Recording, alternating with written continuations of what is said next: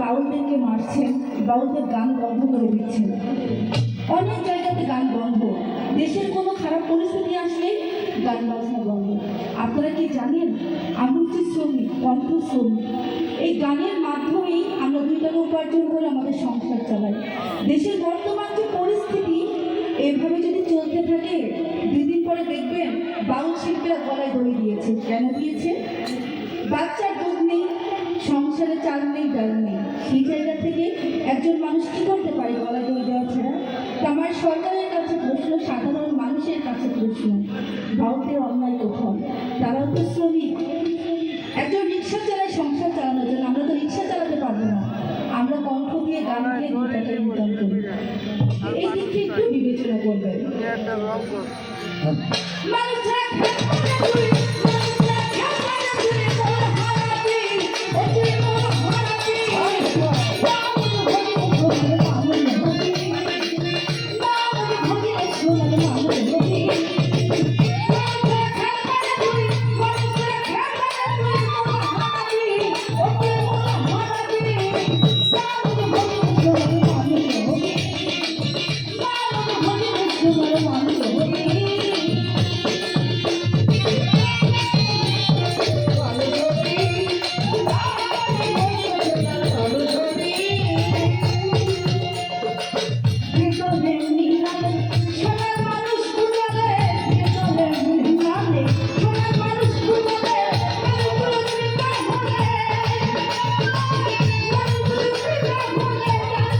Thank you.